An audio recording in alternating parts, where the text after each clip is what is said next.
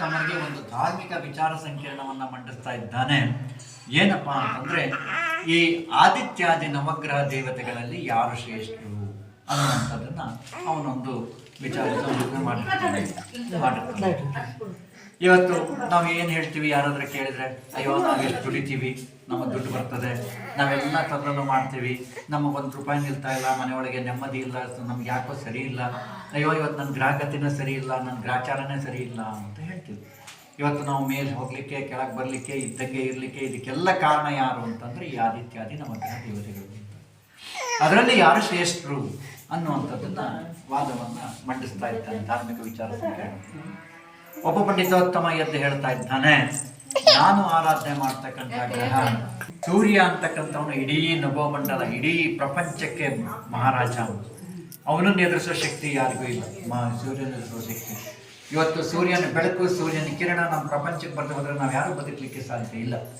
ಅದಕ್ಕೆ ಹೇಳ್ತಾರೆ, ಸೂರ್ಯ ಇರುವೆ 84 ಕೋಟಿ ಜೀವರಾಶಿಗಳು ಬದುಕಬೇಕು, ನಾವು ಹಾಕಿರ್ತಕ್ಕಂಥ ಬೆಳೆಗಳು ಬರಬೇಕು, ವೃಕ್ಷಗಳು ಎಲ್ಲವೂ ಬೆಳಿಬೇಕಪ್ಪ ಅಂತಂದ್ರೆ ಸೂರ್ಯ ಅಂತಕ್ಕಂಥದ್ದು ಬರಬೇಕು.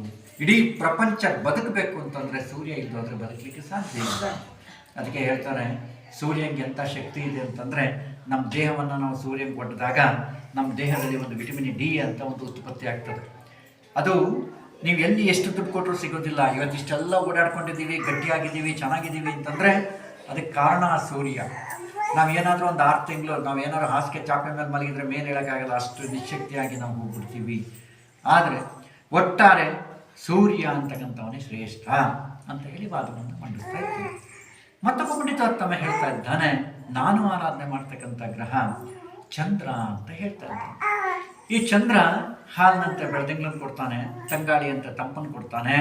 ಸೂರ್ಯ ಆದರೆ ನಮ್ಮನ್ನೆಲ್ಲ ಸುಟ್ಟಾಕಿ ಕೊಡ್ತಾನೆ, ನಾವು ಸೂರ್ಯನ ಶಾಖ ತಡ್ಕೊಳ್ಳೋದಕ್ಕೆ ಸಾಧ್ಯ ಇಲ್ಲ. ಹಾಗಾಗಿ ಚಂದ್ರಗ್ರಹ ಶ್ರೇಷ್ಠ ಅಂತೇಳಿ ವಾದವನ್ನು ಮಂಡಿಸ್ತಾ ಇದ್ದಾನೆ.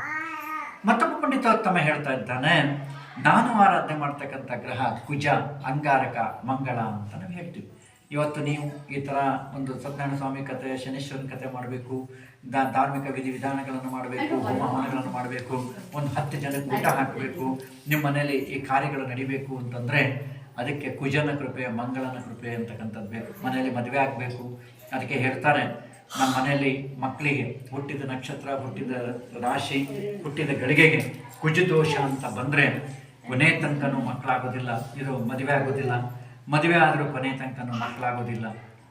ಮನೆಯಲ್ಲಿ ಸಂತಾನ, ಮದುವೆ ಎಲ್ಲ ಕಾರ್ಯಗಳು ನಡೀತಾ ಹೋಗ್ಬೇಕಪ್ಪ ಅಂತಂದ್ರೆ ಧಾರ್ಮಿಕ ಕಾರ್ಯಗಳು, ಅದಕ್ಕೆ ಕುಜನ ಕೃಪೆ ಅಂತಕ್ಕಂಥದ್ದು ಹೊಂದಿರ್ಬೇಕು. ಎಷ್ಟೋ ಜನ ಅಂತಾರೆ, ದುಡ್ಡಿರೋರು, ನನ್ನ ಹತ್ರ ಬೇಕಾದಷ್ಟು ದುಡ್ಡಿದೆ, ನಾಳೆ ಬೆಳಗ್ಗೆ ನಾನು ಏನು ಬೇಕಾದ್ರೂ ಮಾಡ್ತೀನಿ.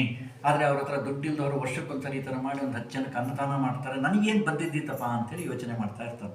ಅದಕ್ಕೆಲ್ಲ ಏನು ಈ ಕುಜನ ಕೃಪೆ ಅಂತಕ್ಕಂಥದ್ದು ಹೊಂದಿರಬೇಕು. ಮಂಗಳನ ಕೃಪೆ ಇತ್ತು ಅಂತಂದರೆ ನಿಮ್ಮ ಮನೆಯಲ್ಲಿ ಎಲ್ಲ ಕಾರ್ಯಗಳು ಸುಸೂತ್ರವಾಗಿ ನಡೀತಾ ಹೋಗ್ತವೆ. ಹಾಗಾಗಿ ಕುಜಗ್ರಹ ಶ್ರೇಷ್ಠ ಅಂತೇಳಿ ಮಂಡಿಸ್ತಾ ಇದ್ದಾರೆ. ಮತ್ತೊಬ್ಬ ಪಂಡಿತೋತ್ತಮ ಹೇಳ್ತಾ ಇದ್ದಾನೆ, ನಾನು ಆರಾಧನೆ ಮಾಡ್ತಕ್ಕಂಥ ಗ್ರಹ ಬುಧ ಅಂತ ಹೇಳ್ತಾನೆ. ಈ ಬುಧ ಯಾರಿಗೆ ಅಧಿಪತಿಯಾಗಿರ್ತಾನೆ? ವಿದ್ಯೆಗೆ ಮತ್ತು ಸಂಪತ್ತಿಗೆ ಅಧಿಪತಿಯಾಗಿರ್ತಾನೆ. ಇವತ್ತು ನಮಗೆ ಮಕ್ಕಳಾಗ್ತವೆ, ಆದರೆ ಆ ಮಕ್ಕಳು ಚೆನ್ನಾಗಿ ಓದಲಿಲ್ಲ, ಬರೀಲಿಲ್ಲ, ಅಥವಾ ವಿದ್ಯಾವಂತರಾದರು, ಆಮೇಲೆ ಒಂದು ಬುದ್ಧಿಮಂತರಾಗಿ ಒಂದು ಮೂಲೆ ಹಿಡಿದು ಕೂತ್ಕೊಂಡ್ಬಿಟ್ರೆ ನಮ್ಮ ಮನಸ್ಸಿಗೆ ಎಷ್ಟು ಬೇಜಾರಾಗುತ್ತೆ. ಬೇರೆ ಮಕ್ಕಳು ನೋಡಿ, ನಮ್ಮ ಮಕ್ಕಳು ನೋಡಿ, ಅಯ್ಯೋ ಇವಳು ಯಾಕಾರು ಹುಟ್ಟಿದ್ಲೋ ಅಥವಾ ಇವನು ಯಾಕಾರು ಹುಟ್ಟಿದ್ನೋ ಅಂತ ಬೇಜಾರು ಮಾಡ್ಕೊಳ್ತಾ ಇರ್ತೀವಿ ನಾವು. ಅದೇ ನೀವು ಅದನ್ನು ಹೋಗಿ ಯಾರ ಹತ್ರ ಹೋಗಿ ಕೇಳಿದಾಗ ಈ ಥರ ಮಾಡ್ತಾರೆ, ನಮ್ಮ ಮಕ್ಳು ಹಿಂಗಾಗಿದೆ ಅಂದರೆ ಅವಾಗ ಅವ್ರು ಏನು ಮಾಡ್ತಾರೆ?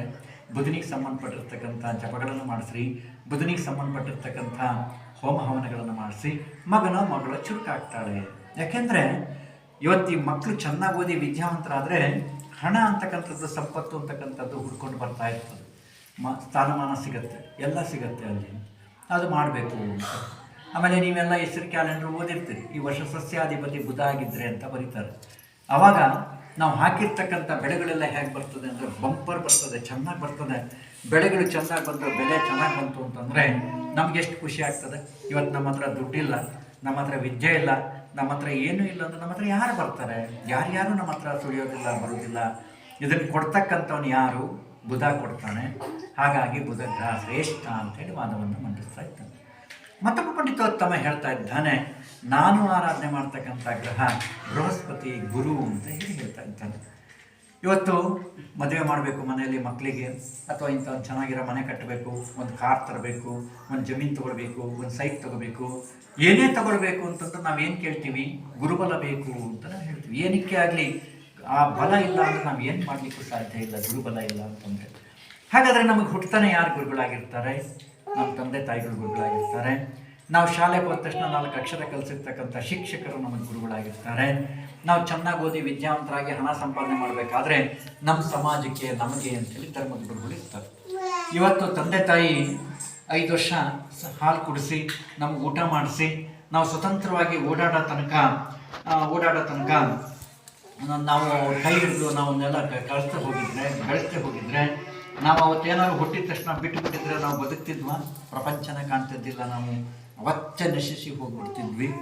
ನಾವು ಶಾಲೆಗೆ ಹೋದ್ಮೇಲೆ ಆ ಶಿಕ್ಷಕರಿಗೆ ಏನು ಅಕ್ಷರ ಗೊತ್ತಿರುತ್ತೆ ಅವ್ರು ನಮಗೆ ಕಲಿಸಿ ನಾವು ಮುಂದೆ ಕಳಿಸ್ದೆ ಹೋಗಿದ್ರೆ ನಾವೇನು ಮಾಡಲಿಕ್ಕೆ ಸಾಧ್ಯ ಇರಲಿಲ್ಲ.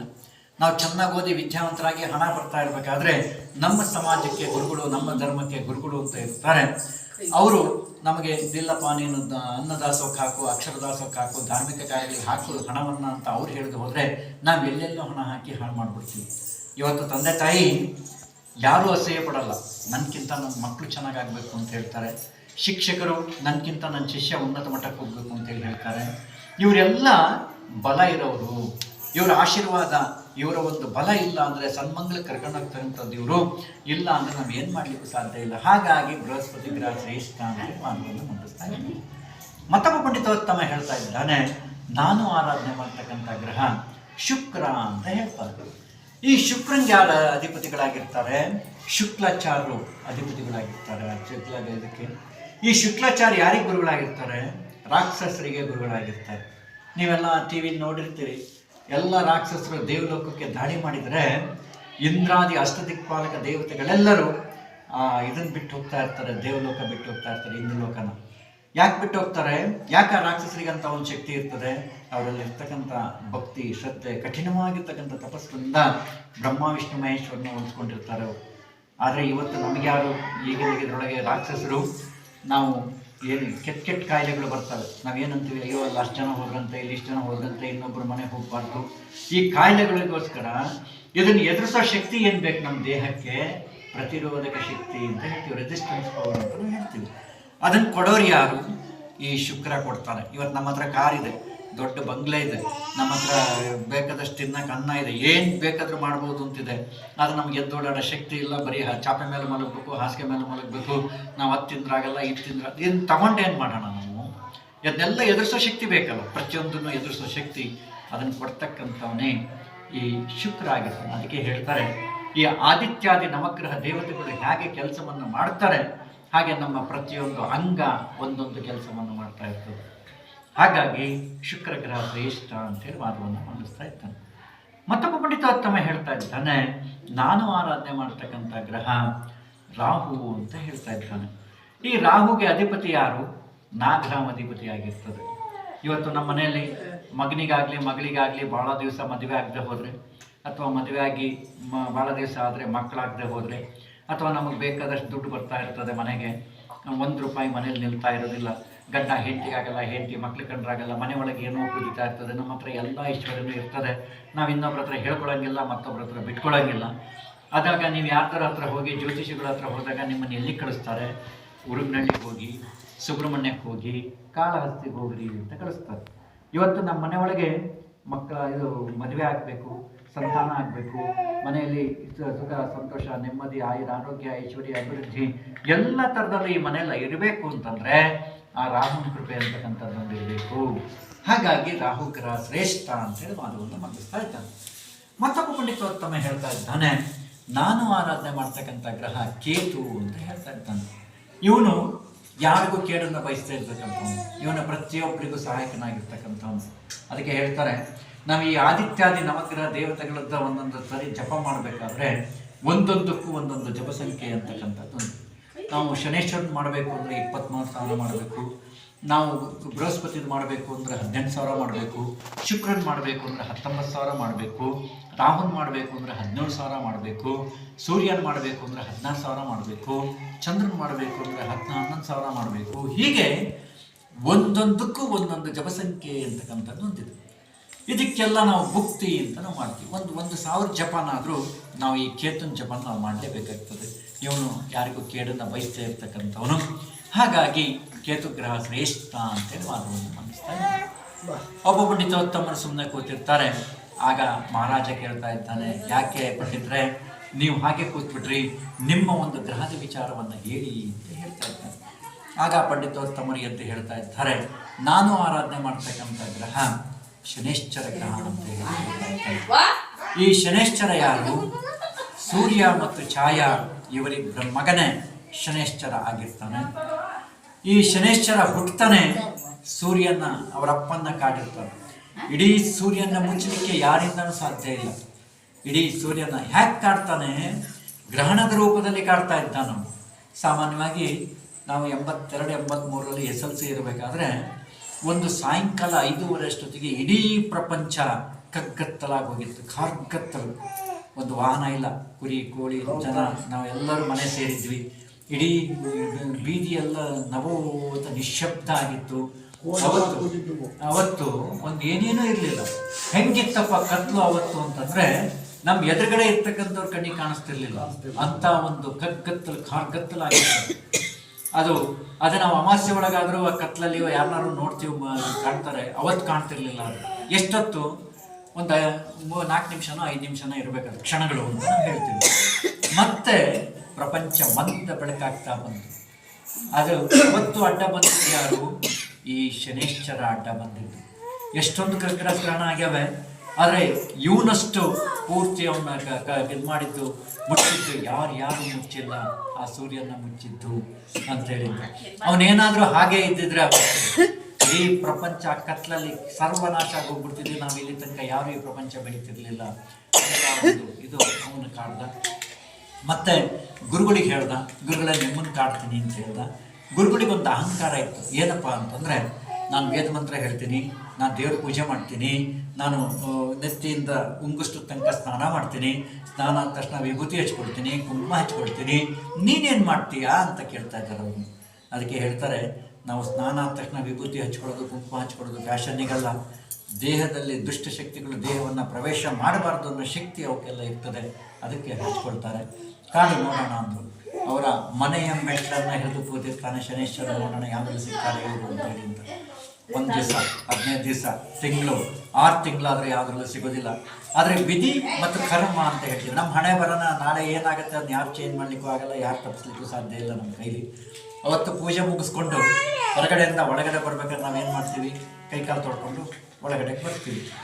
ಆ ಕೈಕಾಲು ತೊಳಿಬೇಕಾದ್ರೆ ವಿಧಿವಶಾತ್ತು, ಕರ್ಮದ ವಶಾತ್ತು ಅವತ್ತು ಅವ್ರು ಏನು ಮಾಡ್ತಾರೆ? ಮುಂದ್ಗಡೆ ಪಾದಕ್ಕೆ ಮಾತ್ರ ನೀರು ಹಾಕ್ಕೊಳ್ತಾರೆ, ಹಿಂಬಡಿಗೆ ನೀರು ಹಾಕ್ಕೊಂಡಿರೋದಿಲ್ಲ.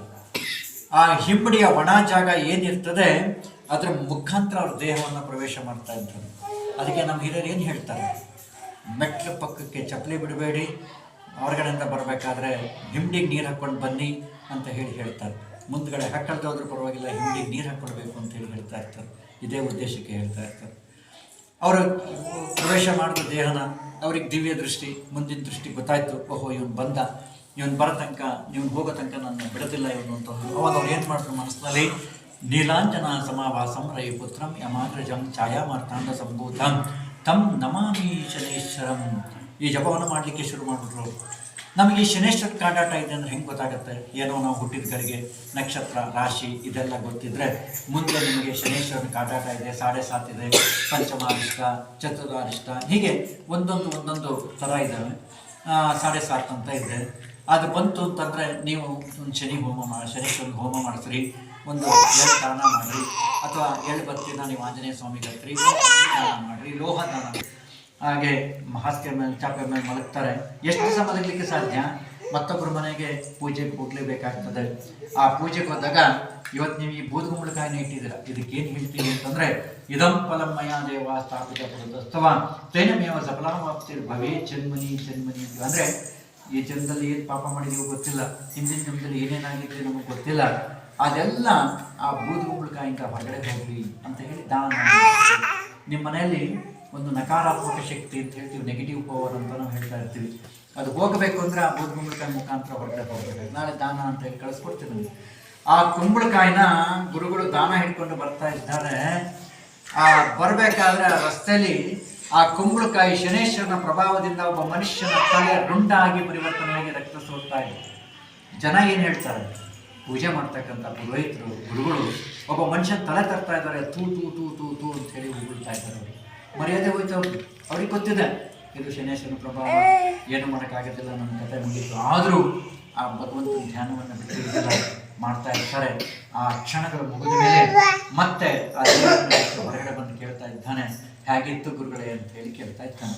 ಆಗ ಒಂದೇ ಮಾತು ಹೇಳ್ತಾರೆ ಅವರು, ಅಪ್ಪ ನೀನು ಕ್ಷಣಗಳನ್ನು ಕಾಡೇ ಆಗಿ ಹೋಗ್ಬಿಟ್ವಿ, ಸಾಡೆ ಸಾಕು ಅಂತ ಹೇಳ್ತೀವಿ. ಇವತ್ತು ಅದು ಕಾಡಬೇಕಾದ್ರೆ ನಮ್ಮ ಮನೇಲಿ ಎಷ್ಟು ದುಡ್ಡಿರಲಿ, ಎಷ್ಟು ಸಂಪತ್ತಿರಲಿ, ಏನೇ ಇರಲಿ, ಹೆಂಗೆ ಹೋಗ್ತದೆ ಗೊತ್ತಾಗೋದಿಲ್ಲ. ನಮ್ಮನ್ನು ನೆಲಕ್ಕೆ ಹಾಕಿ ಸಿಕ್ಕಿ ಬಿಡ್ತದೆ. ಅವಾಗ ಏನಾಗ್ತದೆ? ಒಂದು ಕ್ಷಣ, ಒಂದು ನಿಮಿಷ, ಒಂದು ಗಂಟೆ ಆಗ್ತದೆ, ಒಂದು ಗಂಟೆ, ಒಂದು ದಿನ ಆಗ್ತದೆ. ನಾವು ಏನು ಯೋಚನೆ ಮಾಡ್ತೀವಿ? ಅಯ್ಯೋ ನಮ್ಗೆ ಯಾವಾಗಾರು ಈ ಥರ ಓದಿತ್ತೋ, ಈ ದಿನ ನಮ್ಗೆ ಯಾವಾಗಾರು ಒಳ್ಳೆ ಸುಖ ಬಂದಿತ್ತೋ, ಸಂತೋಷ. ಅವಾಗ ಆ ಸಾಡೆ ಸಾಕು ಅಂತಕ್ಕಂಥದ್ದು ಬಂದಿರ್ತದೆ. ಯಾರಿಗೆ ಆ ಕಾಡಾಟ ಅಂತಕ್ಕಂಥದ್ದು ಇರ್ತದೆ ಸಾಡೆ ಸಾಕು, ಯಾರು ಈ ನೀಲಾಂಜನ ಸಮಾಭಾಸಂ ರವಿಪುತ್ರಂ ಯಮಾಗ್ರಜಂ ಛಾಯಾ ಮಾರ್ತಾಂಡ ಸಂಭೂತಂ ತಂ ನಮಾಮಿ ಶನೇಶ್ವರಂ. ಈ ಜಪವನ್ನು ಯಾರು 23,000 ಬಾರಿ ಭಕ್ತಿ ಮತ್ತು ಶ್ರದ್ಧೆಯಿಂದ ಜಪವನ್ನು ಮಾಡ್ತಾರೆ, ಅವರಿಗೆ ನಿನ್ನ ಪ್ರಭಾವ ಕಡಿಮೆ ಆಗಲಿ, ಅಂದರೆ ದೊಡ್ಡದಾಗದೆ ಸಣ್ಣಕ್ಕಾಗಲಿ, ಇದನ್ನು ನಾನು ಹೇಳ್ತಾ ಇದ್ದೇನೆ ಅಂತ ಹೇಳಿ ಹೇಳ್ತಾ ತಮ್ಮ ಲೋಕಕ್ಕೆ ಅವ್ರು ಹೋಗ್ತಾ ಇರ್ತಾರೆ, ಮುಗುಳ್ನಕ್ಕೆ ಹೋಗ್ತಾ ಇರ್ತಾರೆ. ಇದು ಸ್ವಾಮಿ ನನ್ನ ಗ್ರಹದ ವಿಚಾರ ಅಂತ ಹೇಳ್ತಾ ಇರ್ತಾರೆ. ಆಗಲೇ ರಾಜನಿಗೂ ತುಂಬಿ ಬಂದಿತ್ತು. ರಾಜ ಒಂದು ಉಡಾಪೆ ಮಾತು ಹೇಳ್ತಾ ಇದ್ದಾನೆ, ನನ್ನ ಹತ್ರ ಮಂತ್ರಿಗಳಿದ್ದಾರೆ, ಬೇಕಾದಷ್ಟು ದುಡ್ಡಿದೆ, ಅಪಾರವಾಗಿರ್ತಕ್ಕಂಥ ಸಂಪತ್ತಿದೆ, ಮಂತ್ರಿಗಳು ಮಹೋದಯರು ಎಲ್ಲರೂ ಇದ್ದಾರೆ. ಆ ನಿನ್ನ ಶನಿ ಏನು ಮಾಡ್ತಾನೆ ಅಂತ ಹೇಳಿ ಬೆರಳನ್ನು ತೋರಿಸ್ತಾ ಇದ್ದಾನೆ. ಅದಕ್ಕೆ ಹೇಳ್ತಾರೆ, ನಾವು ಹೆಂಡತಿ ಬೈಯೋದಾಗಲಿ, ಮಕ್ಕಳಿಗೆ ಬೈಯೋದಾಗಲಿ, ಮತ್ತೊಬ್ಬರಿಗೆ ಹೇಳೋದಾಗಲಿ, ಈ ಬೆರಳು ತೋರಿಸಿ ನೀ ಶನಿ ಹಿಂಗಿಂಗಿದೆ ಅಂತ ಯಾವತ್ತೂ ಬೈಬಾರ್ದು. ಯಾಕೆಂದರೆ ವಾಪಸ್ ನಮಗೆ ಬರ್ತಕ್ಕಂಥದ್ದು, ನಾವು ಅವನನ್ನು ಕರಿಬೇಕು ಅಂತಂದರೆ ಶನೇಶ್ಚರ ಅಂತಲೇ ನಾವು ಅವನನ್ನು ಕರಿಬೇಕು. ಹಾಗೆ ಗೃದ್ರವಾಹನ ಕಾವ್ಯವಾಹನದಲ್ಲಿ ಮೇಲ್ಗಡೆ ಹೋಗ್ತಾ ಇದ್ದಾನೆ. ಒಂದು ಅರ್ಧ ಅಡಿ ರಥ ಕುಸಿತಾ ಇದೆ.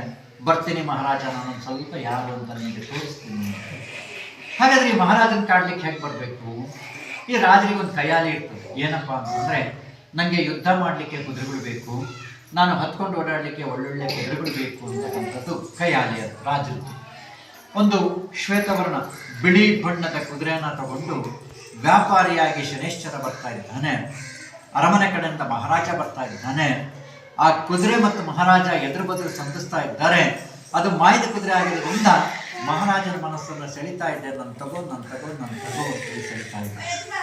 ಏನಾಗ್ತಾ ಇದೆ ರಾಜನ ಮನಸ್ಸು ಅಂತಂದ್ರೆ, ಸಮುದ್ರದ ಅಲೆಗಳು ಹೇಗೆ ಬೋರ್ಗರಿತಾ ಇದ್ದಾವೆ ಆ ಥರ ಅವನ ಮನಸ್ಸು ಬೋರ್ಗರಿತಾ ಇದೆ. ನನ್ನ ತಗೋ ಅಂತೇಳಿ ಮಂತ್ರಿ ಹೇಳ್ತಾನೆ, ಆ ಕುದುರೆ ತಗೊಳ್ಳೋಣ ಅಂತ ಹೇಳ್ತಾನೆ. ಮಂತ್ರಿ ಒಂದು ಬುದ್ಧಿ ಮಾತು ಹೇಳ್ತಾನೆ, ಸ್ವಾಮಿ ನಮ್ಮ ಲಾಯದಲ್ಲೇ 1000 ಕುದುರೆ ಇದ್ದಾವೆ, ನಮ್ಗೆ ಯಾಕೆ ಬೇಕು ಆ ಕುದುರೆ ಅಂತ ಹೇಳ್ತಾ ಇದ್ದಾನೆ.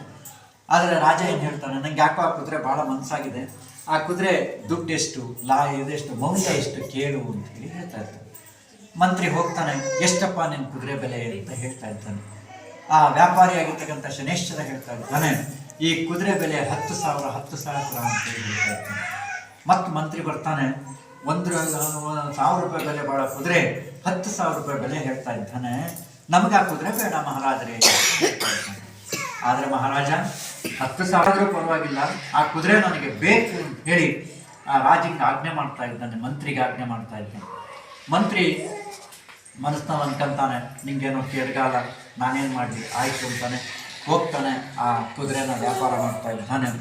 ವ್ಯಾಪಾರ ಆದ ತಕ್ಷಣ ಆ ಕುದುರೆ ವ್ಯಾಪಾರಿಯಾಗಿರ್ತಕ್ಕಂಥ ಶನೇಶ್ವರ ಹೇಳ್ತಾ ಇದ್ದಾರೆ, ಸ್ವಾಮಿ ಈ ಕುದುರೆ ಕಳ್ಳನೋ ಸುಳ್ಳನೋ ಅಥವಾ ನಿಮ್ಮ ಮನಸ್ಸಿಗೆ ಬರುತ್ತೋ ಇಲ್ವೋ, ಒಂದ್ಸರಿ ಈ ಉಜ್ಜಯಿನಿ ನಗರನ ಪ್ರದಕ್ಷಿಣೆ ಮಾಡ್ಕೊಂಡು ಬನ್ನಿ ಅಂತ ಹೇಳ್ತಾನೆ. ಅದು ಆ ರಾಜನಿಗೆ ಸಮಂಜಸ ಅಂತ ಅನ್ಸುತ್ತೆ. ಆಯಿತು ಅಂತ ಹೇಳಿ ಅವನು ಕುದುರೆ ಹತ್ತಾ ಇದ್ದಾನೆ.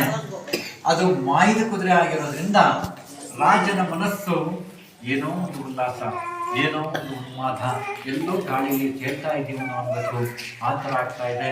ಆ ಕುದುರೆ ಹೇಗೆ ಹೋಗ್ತಾ ಇದೆಯಪ್ಪ ಅಂತಂದ್ರೆ, ಒಳ್ಳೆ ರಾಜ ಟಿವಿಲಿ ಹೋಗ್ತಾ ಇದೆ. ಆ ಕುದುರೆ ರಾಜ ಟಿವಿಲಿ ಎಲ್ಲಿ ತನಕ, ಆ ಸೀಮಾರೇಖೆ ದಾಟೋ ತನಕ, ಜನಗಳು ಕಾಣೋ ತನಕ ಒಳ್ಳೆ ರಾಜ ಟಿವಿಲಿ ಹೋಗ್ತದೆ. ಯಾವಾಗ ಆ ಸೀಮಾರೇಖೆ ದಾಟ್ತದೆ, ಆ ಜನಗಳು ಕಾಣೋದಿಲ್ಲ, ಆಕಾಶಗಮ್ಯ ಅಂತ ಹೇಳ್ತೀವಿ, ಆಕಾಶ ಮಾರ್ಗಕ್ಕೆ ಹೋಗ್ತಾ ಇದೆ ಕುದುರೆ. ಕೆಳಗಡೆ ಹೋಗಕ್ಕೆ ಹೋದ್ರೆ ಆಕಾಶಕ್ಕೆ ಹೋದ ತಕ್ಷಣ ರಾಜನ ಕಥೆ ಏನಾಯ್ತು, ಇಡೀ ಜಂಗಾಬಲನೆ ಉಡಿ ಹೋಯ್ತು ಅವನಿಗೆ, ಇಡೀ ಮುಗಿದ ಹೋಯ್ತು ನನ್ನ ಕತೆ, ಇದು ಶನೇಶ್ವರನ ಪ್ರಭಾವ ನನಗೆ ಶುರುವಾಯ್ತಿದ್ದು, ನನ್ನ ಕತೆ ಮುಗೀತು ಅಂತೇಳಿ. ಅವಾಗ ಏನ್ ಮಾಡಿದ್ರು ಅವರು, ನೀಲಾಂಜನ ಸಮಾಭಾಸಂ ರವಿಪುತ್ರಂ ಯಮಾಗ್ರಜಂ ಛಾಯಂ ಅರ್ಥಾಂಡ ಸಂಭೂತಂ ತಂ ನಮಾಮಿ ಶನೇಶ್ವರಂ. ಈ ಜಪವನ್ನು ಮಾಡ್ಲಿಕ್ಕೆ ಶುರು ಮಾಡ್ಬಿಟ್ರು. ಆಯ್ತು, ನನ್ನ ಕತೆ ಮುಗೀತು. ಆ ಕುದುರೆ ಏನ್ ಮಾಡ್ತದೆ, ದಟ್ಟವಾಗಿರ್ತಕ್ಕಂಥ ಅರಣ್ಯ ಕಾಡು, ಆ ಕಾಡಿನಲ್ಲಿ ಹೊತ್ತಾಗ್ತಾ ಇದೆ, ತನ್ನ ಲೋಕಕ್ಕೆ ಒಡೆಯನ್ ಸೇರ್ಕೊಳ್ಬೇಕು ಅಂತೇಳಿ ಹೋಗ್ತಾ ಇದೆ. ಈ ಕಡೆಗೆ ನಿಮ್ಮ ರಾಜ 7.5 ವರ್ಷ ಏನಾಗಬೇಕು ಆಗ್ತಾನೆ, ನನಗೆ ನನ್ನ ಹಣವನ್ನು ಕೊಡ್ರಪ್ಪ ಅಂತೇಳಿ ಅದನ್ನ ಇಸ್ಕೊಂಡು ತಮ್ಮ ಲೋಕಕ್ಕೆ ಹೋಗ್ತಾ ಇರ್ತಾರೆ. ಯಾವಾಗ ಕಾಡಿನಲ್ಲಿ ಆ ಕುದುರೆ ಅವನನ್ನು ಹೊತ್ತಾಗ್ತಾ ಇದೆ, ಅವನು ವಿಕ್ರಮಾದಿತ್ಯ ಮಹಾರಾಜ ಆಗಿ ಉಳಿದಿರೋದಿಲ್ಲ. ಅದನ್ನ ಬೇಕಾದ್ರೆ ಆ ಕಡೆ ಸಸ್ಯ ಮನೆ ಮಾಡಕ್ಕಿದ್ದಾರೆ. ಗತ್ತ ಅವನಿಗೆ ವಿಕ್ರಮಾದಿತ್ಯ ಮಹಾರಾಜ ಆಗಿ ಉಳಿಯೋದು